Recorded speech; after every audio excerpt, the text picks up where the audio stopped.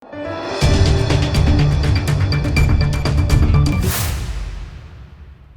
દર્શક મિત્રો, આપ જોઈ રહ્યા છો લોકમૈત્રી ન્યૂઝ. હું છું એન્કર અર્પિતા પટેલ. હવે જોઈએ અગત્યના સમાચાર. વલસાડમાંથી 3 આતંકવાદી હથિયારો સાથે આવી પહોંચતા વલસાડ પોલીસે જીવના જોખમે 3 આતંકવાદીઓને દબોચી લીધા.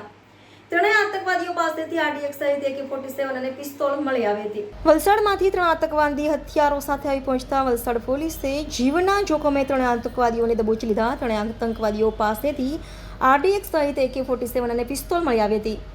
વલસાડના કોસંબા દરિયા કિનારે આવેલા દીવાદાંડી ગામમાં એક સંદિગ્ધ બોટની અંદર 3 આતંકવાદીઓ છુપાઈને આવ્યા હોવાની માહિતી મળતા વલસાડ સિટી પોલીસે કોસંબા વિસ્તારમાં સર્ચ ઓપરેશન થકી 3 આતંકવાદીઓને ઝડપી પાડવામાં સફળતા મળી છે. વલસાડ જિલ્લામાં સાગર સુરક્ષા કવચ અંતર્ગત વલસાડ જિલ્લા પોલીસ વડા ડોક્ટર કરણરાજ વાઘેલાના સૂચન હેઠળ વલસાડ જિલ્લાના દરિયા કિનારા પર વસતા ગ્રામજનો સુરક્ષિત મહેસૂસ કરે અને સાથે દરિયાની અંદર ફિશિંગ કરવા જતા માછીમારોને સંદિગ્ધ ગતિવિધિઓ પ્રત્યે માર્ગદર્શન મળે તે હેતુથી કોસંબા દીવાદાંડી ગામ ખાતે નકલી આતંકવાદીઓ મોકલી મોકડ્રીલ કરાયું હતું.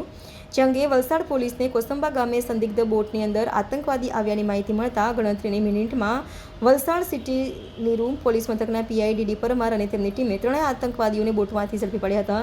જોકે બાદમાં મોકડ્રીલ હોવાનું બહાર આવતા સ્થાનિકોએ રાહતનો શ્વાસ લીધો હતો. રિપોર્ટર કલ્પેશ વાઘમારે, તાપી.